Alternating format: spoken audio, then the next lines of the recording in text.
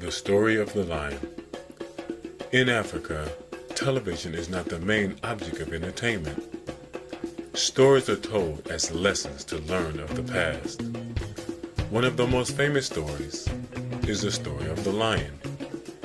Every night before bed, the father would tell his son of the wonderful strength and power of the lion, how the lion was the king of his domain and could not be defeated. The young boy was captivated by the strength and character of the lion and always held this animal in high esteem. Because of these stories, the son developed strength, courage, and kindness. Later in life, the young boy left his country and moved away. Upon entering school, he began to hear more stories of the lion. But these stories were different. The lion was no longer strong and proud. In fact, the lion was defeated by the weakest of animals. The young boy went to his teacher in a state of confusion and said, "Teacher, why are these stories different from the stories in Africa?" The teacher said, "That's the way life is." The young boy was still confused. Upon returning to Africa, the son immediately approached his father. "Father, you told me that the lion was strong and unbeatable, but when I went to school in America, it was said that the lion was weak and easily defeated. Father, how can that be?" His father said, "Son, don't be confused. The reason why the lion is portrayed this way is because the lion does not know how to write stories. Until the lion learns how to write his own story, he will always be portrayed otherwise."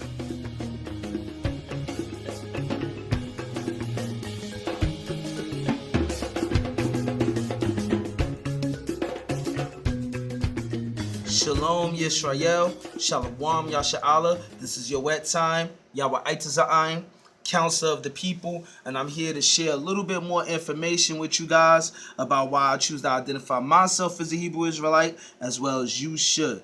The video you just saw was a piece of a documentary called Timbuktu, The Untold History, where they was bringing out a popular story in Africa about a lion and his story being told incorrectly here in the Americas.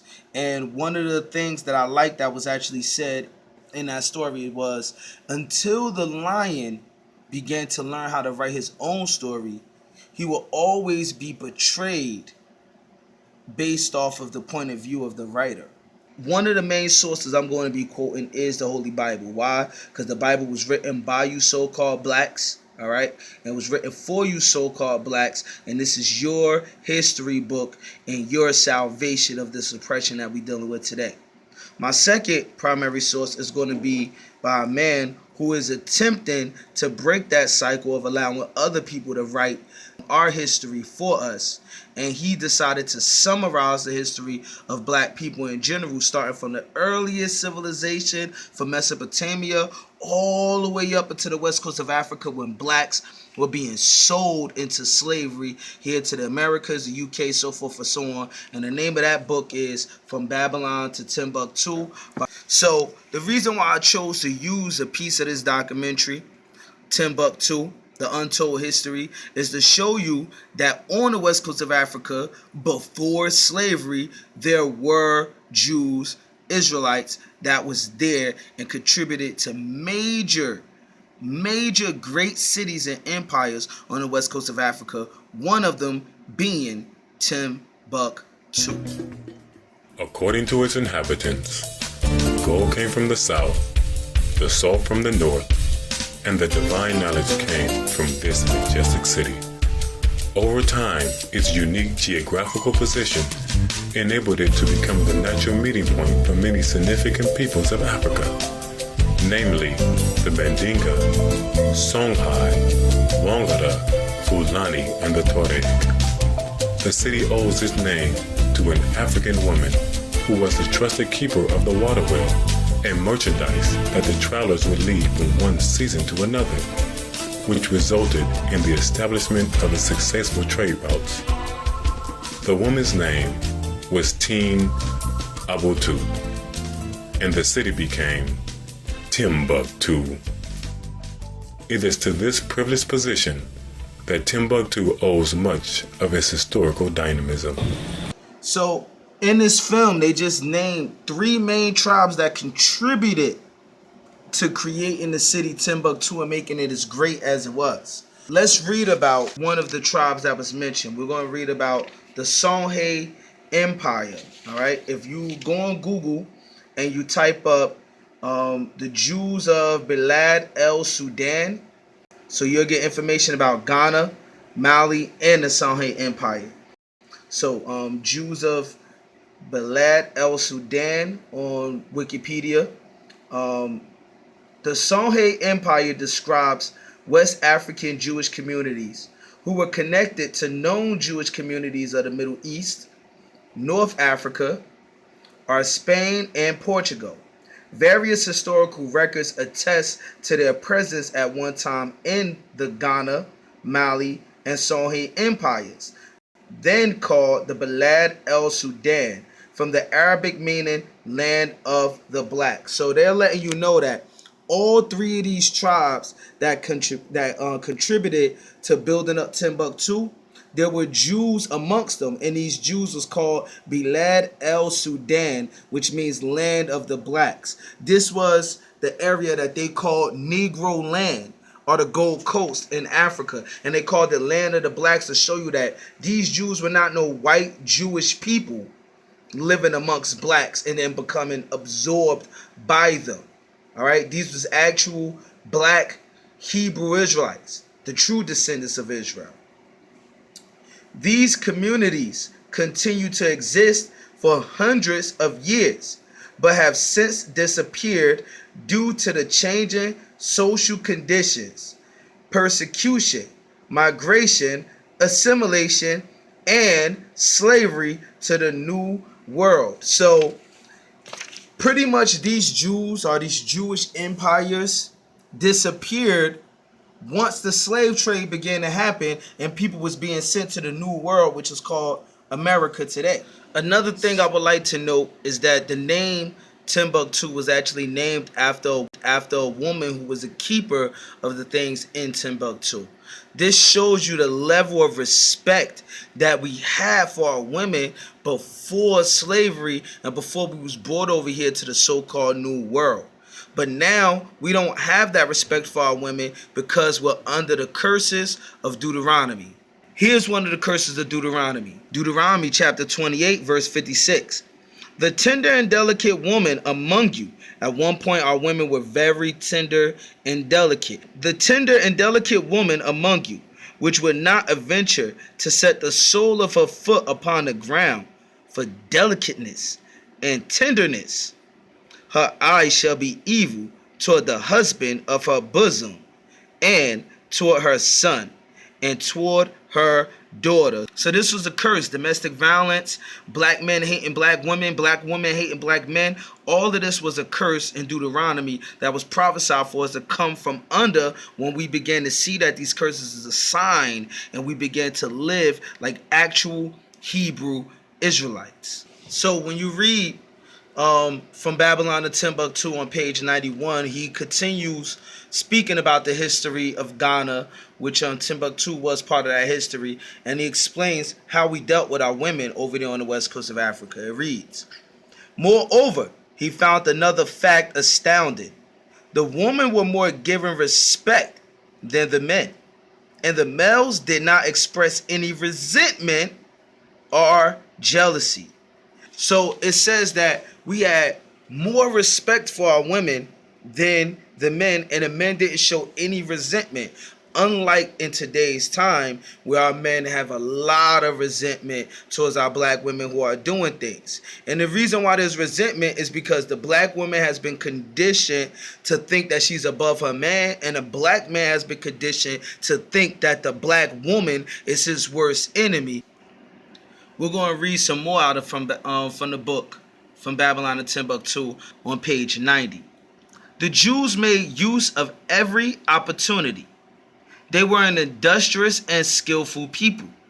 In the Jewish Ghanaian states were found kings, princes, governors, generals, secretaries, treasurers, revenues, agents, judges, architects, engineers, doctors, historians, language interpreters, mathematicians, jewelers, sculptors, masons, carpenters, painters of art, goldsmiths, leather workers, potters, armorers, saddlers, blacksmiths, agriculturalists, etc. The black Hebrew kings of Ghana had two titles, Kayamaga, which means master of gold, and Ghana, which means war chief. So here we see that we were a prestigious and civilized people on the west coast of Africa. As you continue to watch on in this video, you will see that we actually had our own universities, colleges, and you will see the great things that was done. The University of Timbuktu was organized around three great universities: University of Sankore, Jingadabir, and Sidi Yahya.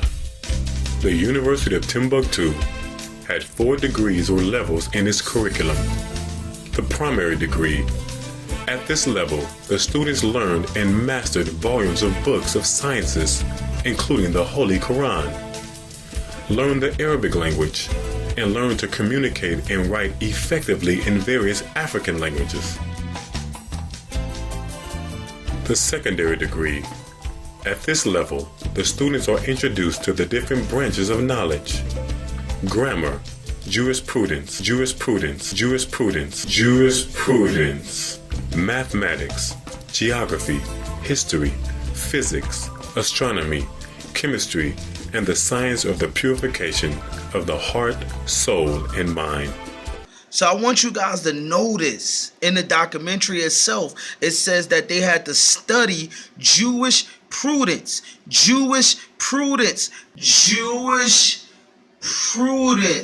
Why in the hell or why in the world would they have to study Jewish prudence if there were no Jews there? What was their interest in the prudence of Jewish lifestyle and culture? The interest was because there were Jews there. So now, was this the first time that we had colleges, universities, and all of these great works done? Did we only do these things in Africa? Let's read the scriptures and find out. 2 Kings chapter 22, verse 14. So Hilkiah the priest, and Icam, and Akabar, and Shaphan, and Asaiah went unto Huladah, the prophetess, the wife of Shalom, the son of Tikviah, the son of Hahias, keeper of the wardrobe. Now she dwelt in Jerusalem in the college, and they communed with her. Now a prophetess is a female prophet, showing you that we always had that level of respect for our women, to acknowledge that our women could also be prophets as well.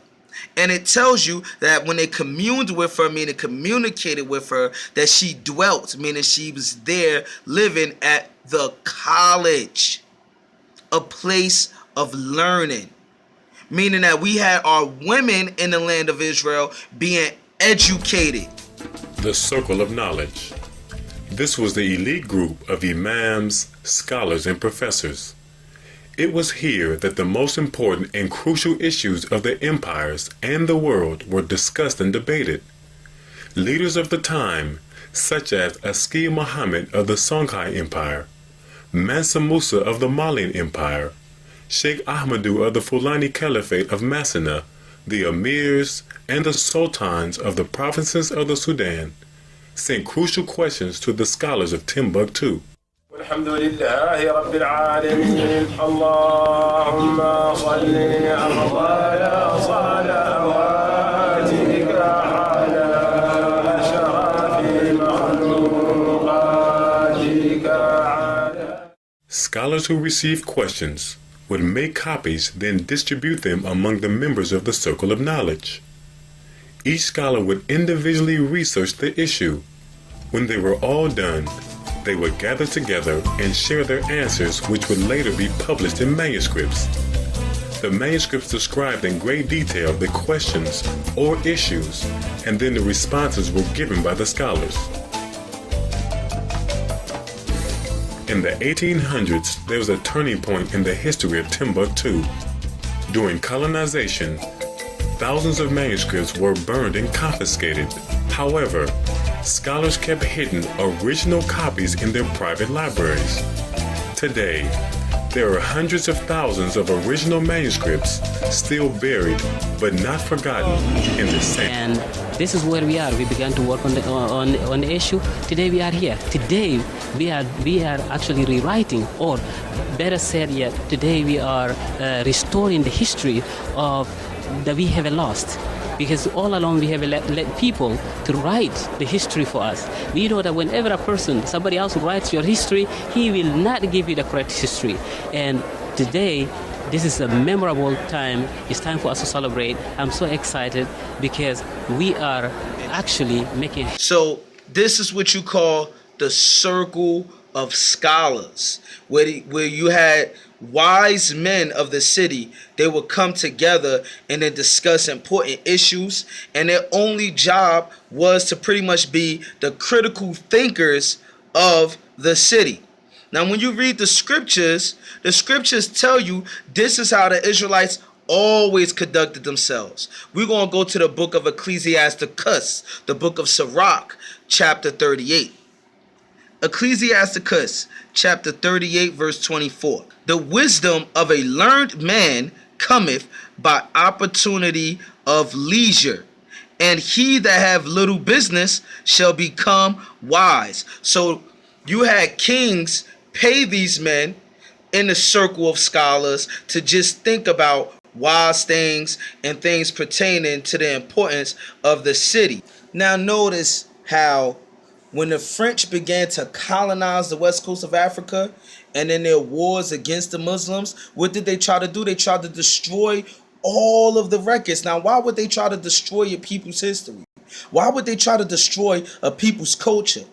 Because it's something greater than that, something bigger than that. They didn't want you to be able to go back to your nationality, go back to where you came from, and learn about who you really are, which are the biblical Hebrew Israelites of the Bible. About to see is from a camp called Israel of God that's been established for over 30 years. The leader is Brother Bowie. I pray that this lesson give much edification to this video that I've shown you guys. Peace, blessings. African side.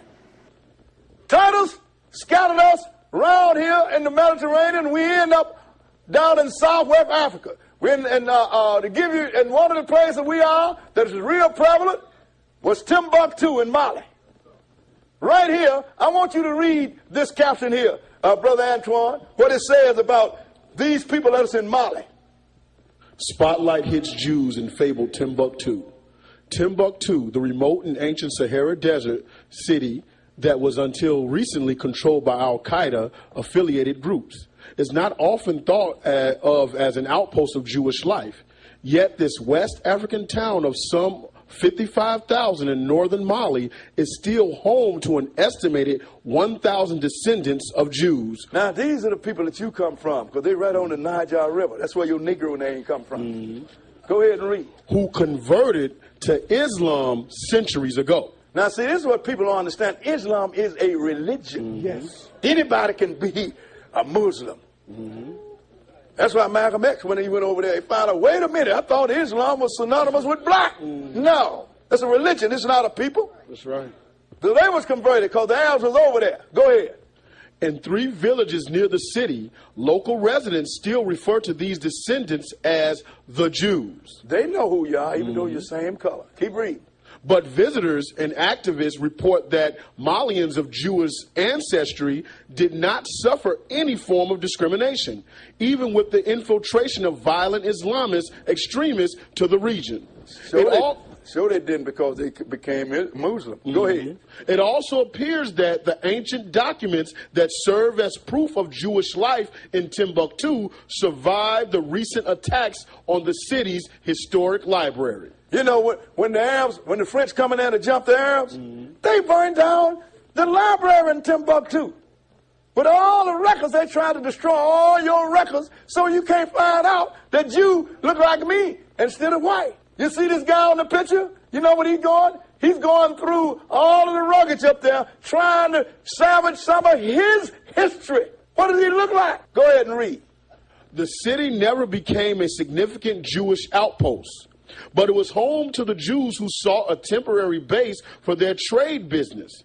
And over time, the Jews who settled in Timbuktu converted to Islam. Okay, now look, he said the trade business. Go ahead. What about that?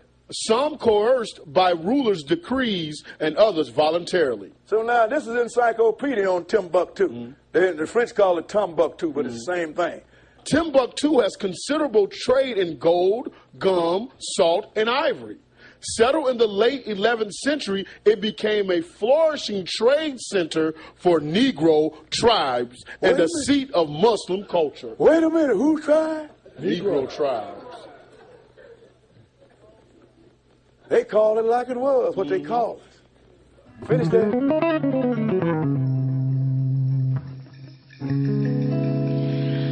Son of man,